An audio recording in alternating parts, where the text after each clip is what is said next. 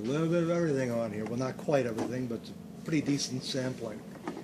Excuse me. Here we have a mid-sagittal section of the diencephalon right here. We actually have the hypothalamus right there. This is the infundibulum. This is the posterior pituitary. Here we have the anterior pituitary. So optic chiasm and a little bit of the right optic nerve. There's the right mammillary body. So again, hypothalamus, infundibulum, posterior pituitary, anterior pituitary. You see two kinds of neurons, red and orange, with axons going all the way down the infundibulum and ending up in the posterior pituitary. So one neuron type produces ADH, the other neuron type produces oxytocin. So let's say the red ones are the ADH neurons. Action potential along the axon triggers the secretion of ADH in the capillaries in the posterior pituitary. It's now a circulating ligand or hormone. Alternatively, suppose it's the orange neurons that are firing action potentials down their axons, and you get the release of oxytocin into those same capillaries. Now it's oxytocin circulating.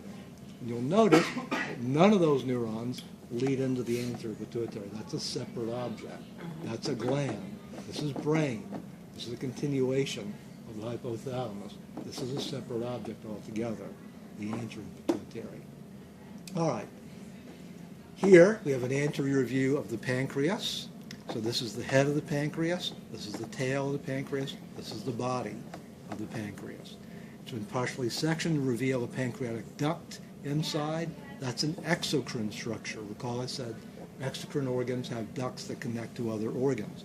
If you follow this duct, it leads directly into the small intestine over here. So you get pancreatic juice entering the duct and dripping into the small intestine. All right. What this doesn't show you is the pancreatic islets. They're microscopic, so scattered throughout, maybe accounting for maybe 5% of the cell total.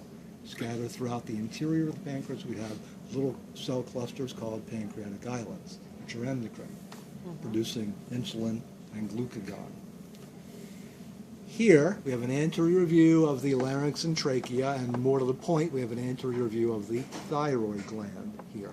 So here we have the right lobe, the left lobe, and this anterior connecting bridge is called the isthmus.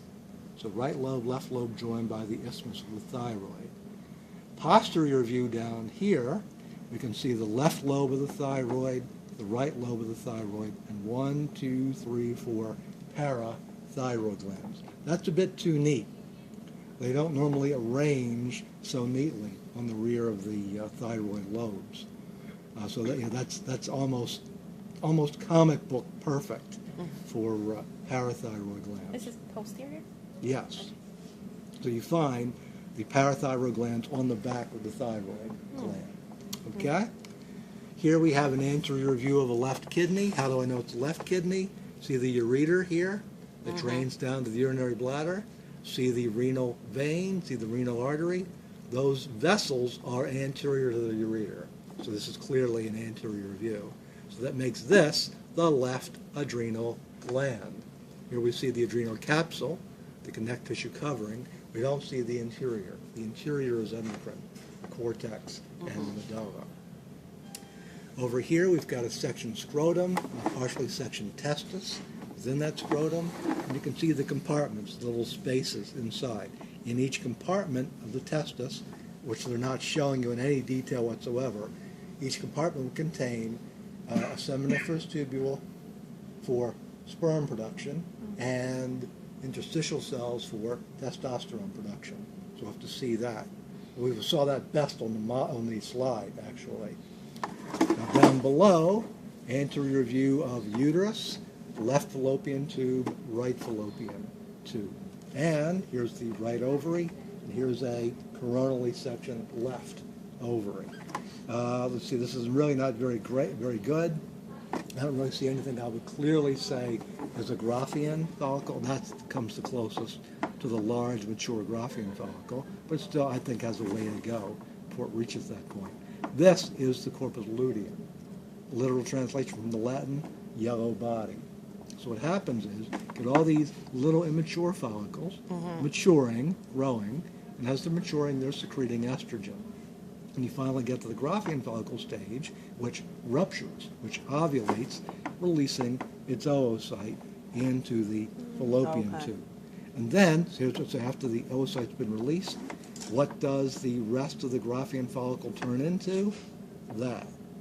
So after ovulation, what remains of the Graafian follicle turns into the corpus luteum and produces progesterone.